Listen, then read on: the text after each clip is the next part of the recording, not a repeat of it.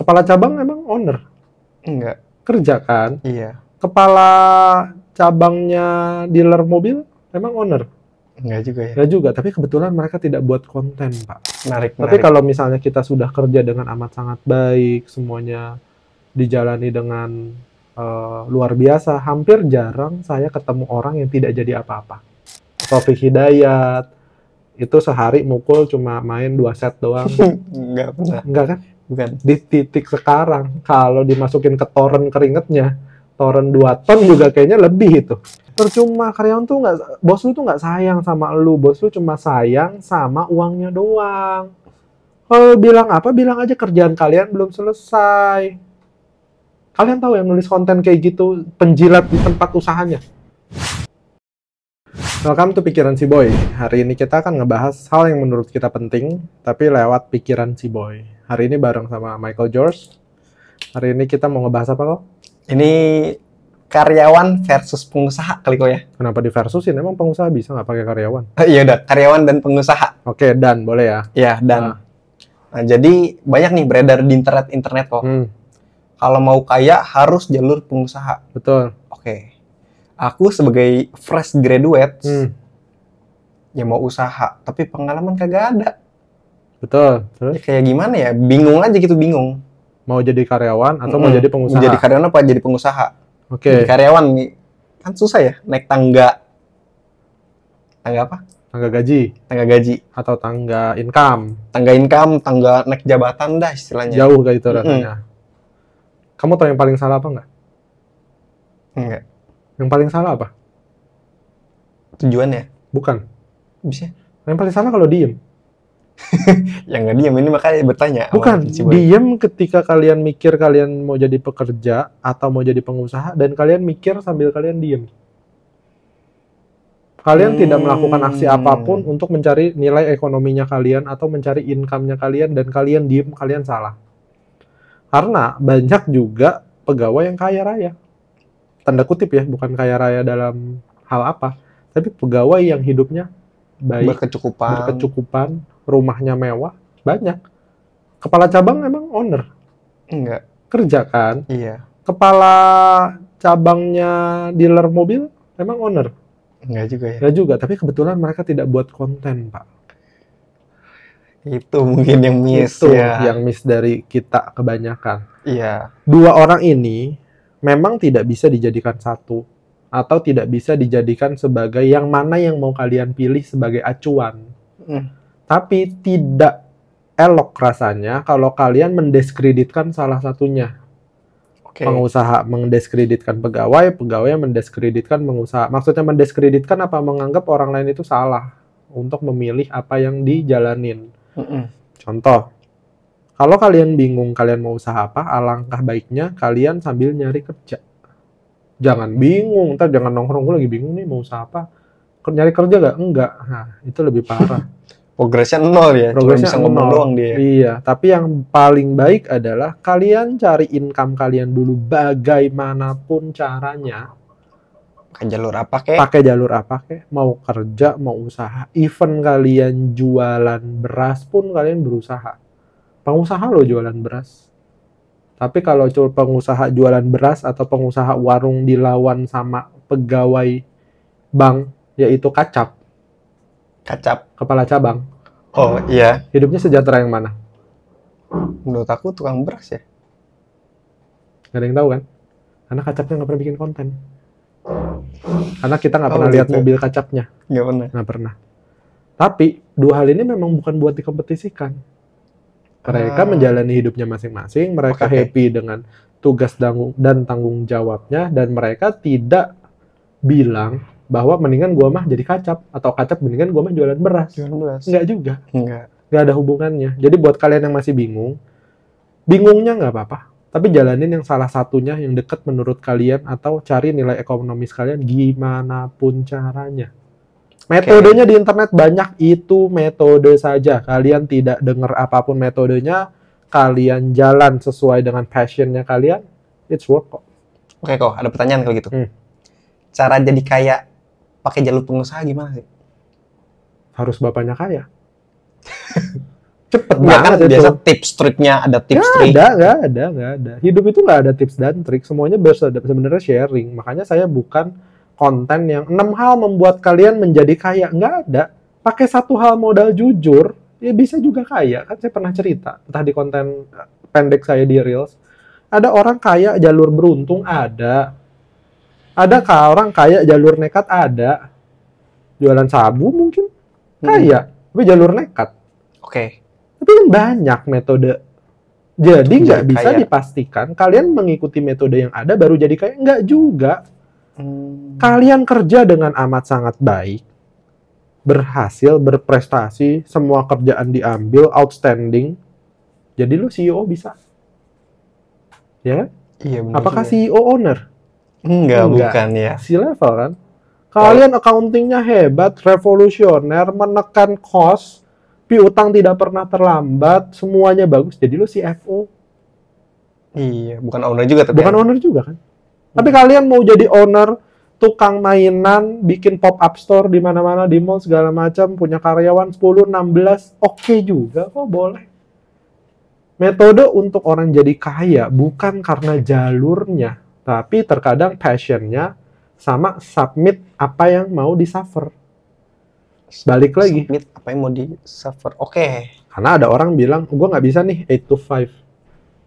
Bukan passionnya gue. Tapi lu jualan cilok juga nggak mau. Itu memang dia mau kerja itu mah ya. Iya, tapi kan itu susah diobrolinnya. Iya. Ini bukan jalur pengusaha atau pekerja, jalurnya lagi ngedumel aja. Why-nya kan juga nggak dapet. Kalau misalnya kalian punya why yang baik, seperti episode kita lainnya, yang kita udah jelasin kenapa why itu butuh, kalian akan ngejalanin dengan enjoy. Emang kacap itu nggak datang lebih pagi dari karyawannya? Belum tentu kok. Belum tentu. Bisa jadi dia paling pagi. Paling pagi dia yang ngatur jadwal, dia yang ini, dia yang itu. Kita nggak tahu. Tapi they enjoy the moment. 8 to 5 dia jalanin. Apakah kacap itu bisa ditempuh dalam waktu 3 tahun? Bisa jadi 30 tahun. Baru jadi kacap. Nah, tapi apakah dia ketika jadi kacap, anjing lah gue 30 tahun baru jadi kacap? No. Hell no. Gak. Dia akan bilang apa? Ini mimpi gue sejak gue mau kerja. 30 tahun gue nungguin. 30 tahun gue ini yang gue kejar. Ini mimpi gue. Oke. Apakah dia menyesal atas pekerjaannya? Belum tentu. Kalau dia menyesal ya baru di back office banknya mungkin dia udahan. Tapi kenapa kacapnya nggak komplain di internet?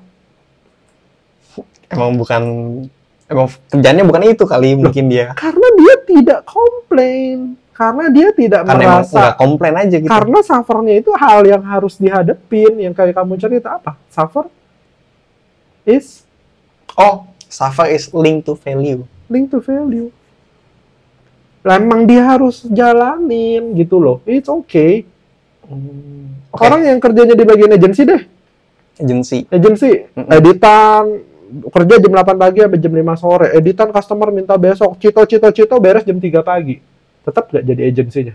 Tetap. Masih bagus. Banyak agensi ternama, banyak orang hebat. Tapi banyak nggak orang suffer di dalamnya? Banyak. Are they enjoy it? Mereka mengeluh, mereka menangis. Tapi mereka tahu apa yang mereka jalanin dan mereka tahu mau jadi apa. Mau nanya apa? Jadi baik lagi nih, kalau aku bingung nih sekarang. Motivasi aku pengen kaya doang dah. Ya berarti minimal kalau kamu nggak dapat mau kerja apa atau nggak dimodalin, ya kerja dulu loh.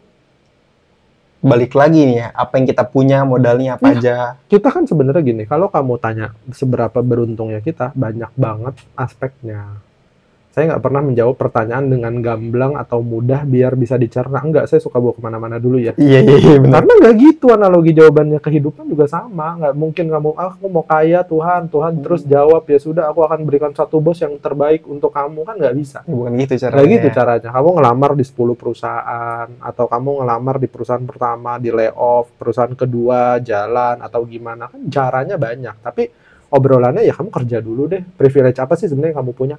Oh ternyata kamu dana bulanan masih ada dari orang tua, atau kamu motor juga masih dapat. Iya, masih dapat. Nah, ya udah berarti dengan kerja ya kamu kan bisa meminimalisir pengeluaran orang tua gitu loh, dengan cara tambahan ekonomi kamu. Jadi nggak usah jauh dulu mikirnya mau kayaknya, tapi one step forward is better than jadi fokus aja ke depannya apa yang bisa dikerjain gitu kok. Iya.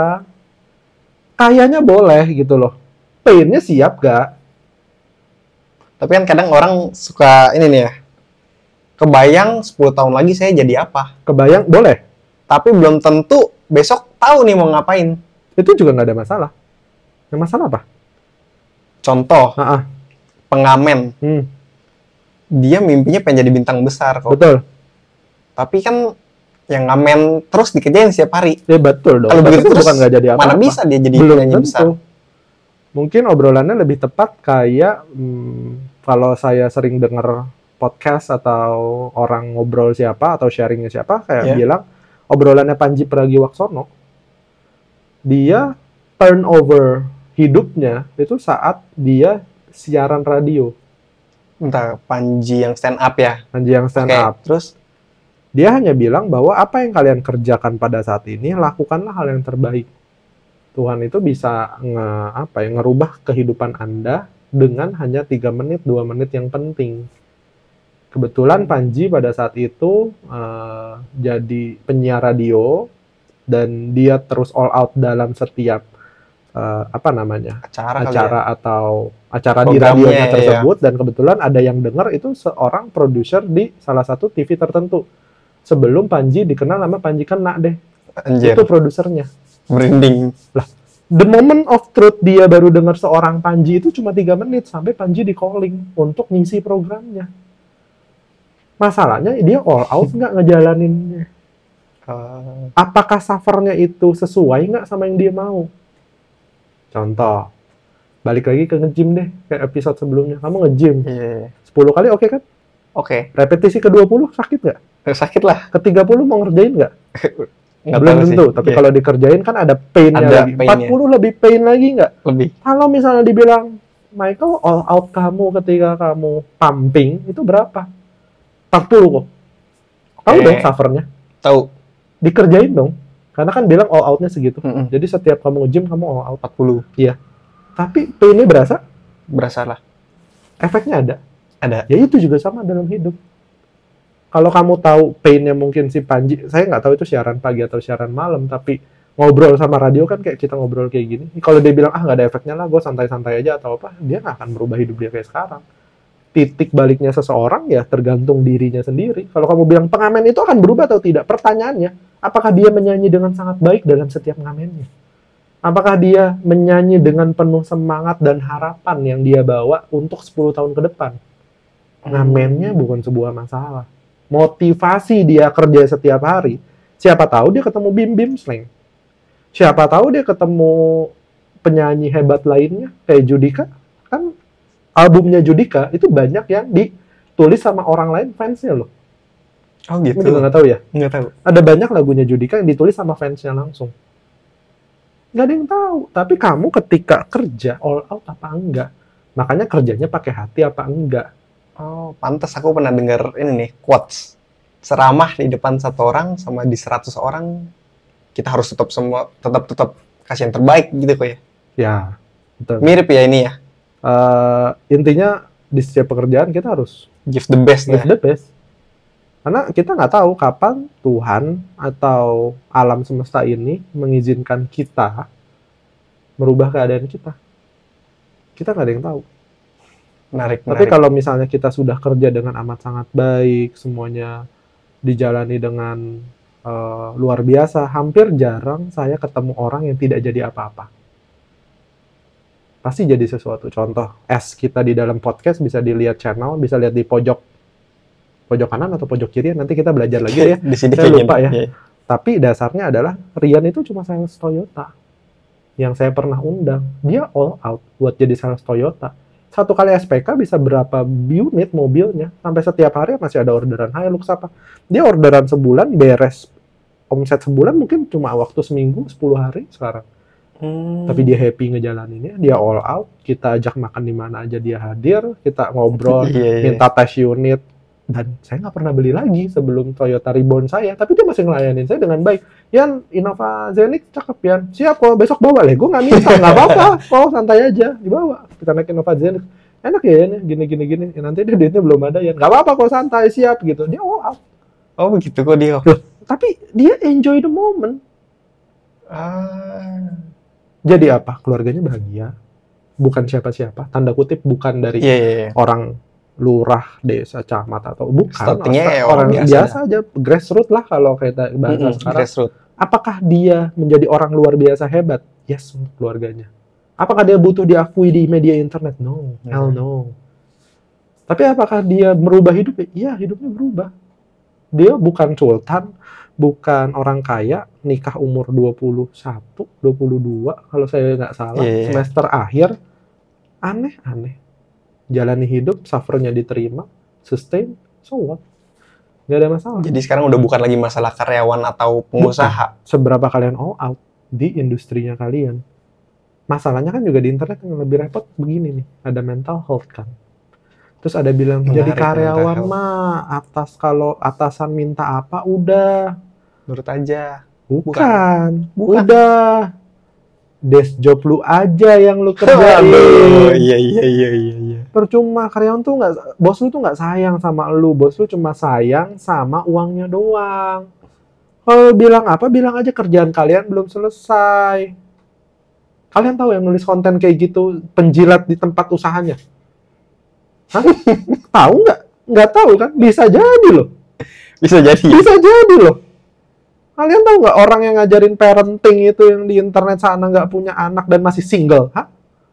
Bahkan belum married dia. Bahkan belum married kan? Loh, kenapa harus belajar metodenya? Kenapa nggak dari grassroots-nya? Kalau kalian bilang saya bisa semua pak. Kenapa? Nanti kamu stres. Nggak apa-apa. Tujuan gue emang stres kok hidup. Biar gue bisa naik level. Kalau lu nggak dihargain, nggak apa-apa, gue nggak dihargain. Tapi gue leveling up myself. It's okay. Gue suffer, nggak apa-apa. Lo nanti pulang malam nggak sesuai gaji, nggak apa-apa. Karena akan ada waktunya ketika kalian all out, Tuhan akan merubah kalian dan bilang, contohnya anggaplah gue, boy, lu sudah nggak cocok di tempat ini, gue akan bukakan tempat baru karena kapasitas lu udah bukan di sini. Ada akan masanya, alam semesta atau Tuhan menjabat doa kalian. Bukan dengan cara, waduh pak saya belum beres, padahal kerjaan udah tinggal main Tetris, udah nggak zaman main Tetris, misalnya udah tinggal main medsos misalnya di komputernya atau apa, udahlah nggak pak, saya kurang suka pak, yang ini nggak bisa malah pak gini, jangan nanti kalau sama bos, waktu lu dipakai gini, out, just do it. Kalau kalian di tempat yang satunya atau di tempat, enggak lah bos gue, nggak membayar dengan sesuai. Udah all out belum? Kalau belum, jangan ngomong. Kalau sudah, berarti dia terima nasib untuk dia ada di situ selamanya. Karena dia ada di situ selamanya. Kenapa? Karena kan dia nggak mau nambahin tugasnya, dia nggak mau kan lebih repot, dia nggak mau suffer, dia safe zone. Safe zone kan? Di situ aja. Ya kan makanya ada orang ngomong, keluarlah dari safe zone, bukan keluar dari pegawai jadi pengusaha. Lu bilang ke bos lu aja, kalau lu accountant, pak ada yang mau diaudit gak sini, saya bisa cek laporannya, saya bisa bantuin bapak. Selama 8 jam saya kerja, ternyata 2 jam itu udah beres, pak. Jam 2 tuh saya udah nggak ngapa-ngapain. Boleh nggak pak tambahin saya sesuatu? Mentalitasnya beda betul ya? Beda. Waktu zamannya saya kerja buat bos saya, kebetulan dia udah meninggal. Ketika teman saya dipanggil pertama kali ke bos saya, ke ruangan bos, dia pulang. Kenapa? Namanya Freddy. Hai Freddy. Dia udah beres ke ruangan bos. Fred kenapa? Nggak tahu sih bos, nanya gitu-gitu aja. Koko yang bareng sama dia itu insecure. Udah dipanggil, gua enggak. Oke. Normalnya adalah ya, harusnya dia dipanggil, kita dipanggil lah. Terus kamu ngapain kalau kayak gitu? Belum kepikiran sih. Oke. Yang Koko lakukan adalah Koko langsung ke ruangan bos. Koko tanya, Pak, iya boy, kenapa? Kan kamu nggak saya panggil? Iya pak, justru saya bingung. Saya kenapa nggak dipanggil? Lah kok gitu? Lah kan Koko insecure dong. Takutnya dia dikasih kerjaan baru sama bos. Oh itu. Jangan-jangan Koko juga bisa nih sebenarnya, tapi Koko pengen dia dipanggil. Coba deh, gue mau tahu sebenarnya dipanggilnya kenapa. Loh iya, kamu kan nggak dipanggil. Iya pak, tapi Freddy dipanggil. Saya dipanggil juga dong pak. Takutnya saya punya salah atau apa. Takutnya ada. Oh enggak. Freddy kebetulan Freddy atau Ferdi ini orang yang memang dari tempat pekerjaan yang jauh lebih besar, memang ada insight yang banyak banget di dia. Tapi kan insecure-nya adalah bukan kita merasa tersaingi, tapi jangan-jangan ada hal yang lain nggak yang bisa gue kerjain, atau ada hal yang merupakan dia misal review gitu. Misalnya dia di review kita enggak, berarti kan bukannya masalah kita nggak mau dicela atau nggak mau diperbaiki, jangan-jangan kita di sebelah matakan lah dalam sebuah tim misalnya. Ya saya datang di kondisi itu, bukannya saya mau cari muka, tapi saya hanya insecure, jangan-jangan dia dikasih desk job baru, gue enggak. Jangan-jangan dia di review, kekurangan dia apa, gue enggak. Gue cuma nanya, Pak, yang saya kurang dari saya apa? Itu Freddy, oh enggak, saya cuma nanya insight-nya, dia kan dari perusahaan besar. Oh gitu, terus saya gimana Pak? Review aja deh Pak, mau mudah tanggung saya kesini Pak. Karena susah memang. Di review akhirnya tapi yuk aman sih boy, tapi gini ada beberapa hal. Tapi kan untuk kita diem juga bisa. Pilihan itu selalu ada. Pilihan itu kan selalu ada. Kita tinggal nyikapin pilihan itu sebagai sebuah apa. Kalau kalian bilang mental health, mental issue, ya sudah, nikmatilah. Mental health itu lah ya. Iya, segala macam. Mental health ya. Bukan masalah makan tuh mental health. Orang yang kalian lihat dan sukses di luar sana, mentalnya udah teracak-acak kayak apa tahu. Penyanyi yang kalian lihat happy bawain lagu, atau K-pop yang kalian lihat dance-nya menarik, itu 8 jam jejingkrakan seperti apa yang akan kalian lihat di panggung untuk 15 menit. Satu performance, kalian nonton dia 3 jam, berapa lama dia nyiapin sampai kaki dia mau lepas. Dan lu nggak bilang bahwa lu ngikutin prosesnya, bukan show-nya. Dan lu nggak bilang, ya udah deh, gua ikutin K-pop gue. Dia apa? Kakinya mau lepas, gua bakal ngetik sampai jari gua lepas. Gua bakalan tambahin kerjaan gua 50% ke bos gua dan akan minta. Masalah gaji ya, tergantung, gua nggak bisa bilang. Tapi pastikan bahwa kalian lama-lama nggak proper di tempat itu. Pilihan kalian mau ngelakuin atau tidak. Agak kemana-mana ya, masalah pegawai sama iya pengusaha. Tapi ketika kalian ngelihat dua hal ini, yang sama dari dua hal ini adalah tingkat all out-nya kalian. Oke, balik lagi nih ke obat ya. Karyawan atau pengusaha nggak masalah. Nggak masalah. Kalau sekarang jadi tukang cuci ya cuci dengan semaksimal mungkin. Cuci dengan semaksimal mungkin. Jadi tukang laundry semaksimal mungkin. Iya, betul, laundry dengan semaksimal mungkin, gak ada yang salah. Iya, tukang sapu. Betul. Sapu dengan sebersih mungkin, setelaten mungkin, secepat mungkin, ditambahin kerjaan, terima. Ketika bilang, wah uangnya nggak match nih, gini-gini, kalian udah capek, ya terima, lanjutin. Supaya bisa naik level. Betul. Coba kalian kalau misalnya ke bank, tanya Bank BCA, tanda kutip, gajinya berapa? Staff. Ya. 7-9 juta. Coba makanya tanya, apakah mereka tidak suffer? They do suffer. Kerjaan mereka luar biasa banyak. Cuma satpam di Bank BCA kan orang naik motor dipayungin panas-panas. Iya. Iya, segitunya mereka suffer. Segitunya mereka berjuang dengan apa yang mereka mau. Salah nggak? Enggak. Mereka all out. Demi apa? Demi karir, demi income, demi jabatan, demi yang mereka mimpikan. Nggak pernah tuh lihat pegawai BCA buang-buangan tanggung jawab. Nggak pernah ya? Iya, nggak pernah. Ini punya lu, ini gini, ini. Nggak pernah tuh ada keributan. Iya, kalau bank lokal lain sih belum tahu ya. Ya nggak tahu. Oke, jadi apapun kendaraannya, all out lah di sana. All out. Bukan matter of pegawai, pengusaha. It's a big bullshit. Metode untuk jadi kaya, it's a big no. It's a big bullshit. Metode untuk jadi kayak gini-gini banyak. Teman-teman yang kalian tahu jadi kaya juga banyak. Oh, dia mah hoki, bapaknya kebetulan diwarisin tanah gini. Ya, cuma metodenya satu, beruntung. Dia mah hoki, nggak punya saudara, misalnya, jadi nggak ada beban gini. Ya berarti kan apa? Kan nggak bisa diubah kalau kayak gitu. Iya. Oh, dia mah udah nggak ada saudara. Dia adalah gitu loh. Tapi kalau kalian mau observasi faktor X-nya, itu nggak akan ada batasnya. Apa salahnya untuk bisa nggak milih salah satu, tapi terus kerjain apa yang kalian bisa lakuin, all out aja di salah satu dari apa yang kalian kerjain. Kalau kalian ngamen, teruslah bernyanyi dengan indah dimanapun kalian berada, berapapun yang kalian dapat. Juallah suara kalian, bukan sesuai dengan apa yang kalian dapatkan, tapi apa yang kalian mampu untuk jual. Oke. Ngerti kok. Gimana? Jadi udah tahu gimana? Jadi jawabannya apa? Pengusaha atau karyawan? Ya, apapun itu yang penting give the best lah ya. Gitu ya? Iya. Oh gitu. Oh iya. Gitu kan gitu ya? Oh iya. Bebas sih. Intinya apapun itulah. Jadi jangan pernah ngebandingin kalian mau kerja, usaha atau apa segala macam, tapi kalau kalian gak all out semuanya sama aja, atau kalian diem cuma mikir, kalian sama aja.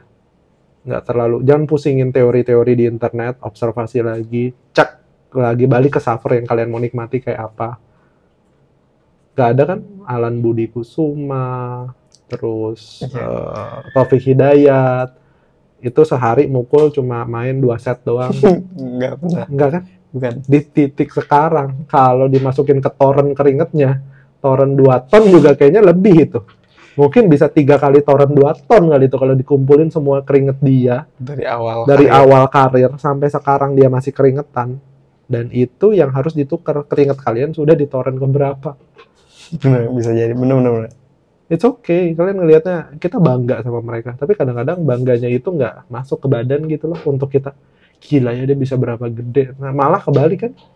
Malah sih yang bos gua ini disuruh, itu disuruh, gaji segini gitu-gitu. Kalau kalian jadi atlet nangis, yang gajian cuma yang juara 1, 2, 3. PB Jarum itu ribuan yang ikut, masuk ke nasional itu perih. Buat kalian yang keluarganya ada di dunia atlet, ngeliat hal di dunia kerjaan tuh it's a big bullshit. Udah jelas digaji, nggak mau capek, maunya enak, kerjaan bukan kerjaan dia, nggak mau dikerjain. Kayaknya maunya UMR tuh kalau bisa 15 juta misalnya. Apapun itulah, semoga video ini bermanfaat, udah 25 menitan juga. Semoga video ini bermanfaat buat kalian yang masih mau kerja atau berusaha ya tadi ya. Jadi wira swasta. Semoga dengan tidak dijawabnya dari video ini, menjawab ya. Nggak dijawab nih sebenarnya. Nggak dijawab sebenarnya. Saya hanya ngegambarin betapa yang kejadian realnya ya kayak gini gitu loh. Benar. Tapi kalau kalian memilih untuk mengkotak-kotakan job kalian, it's okay. Hidup kalian, bukan hidup saya. Karyawan juga bukan karyawan saya. Tapi kalau karyawan saya, jangan mendingan. CTA. Oke. Jangan lupa like, comment, subscribe di video ini dan di pikiran si Boy. Kalau kalian ada yang mau kalian tanyain, bisa komen. Siapa tahu kita bisa bahas di VT-VT kayak gini. Dan jangan berharap pertanyaan kalian dijawab dengan gamblangnya.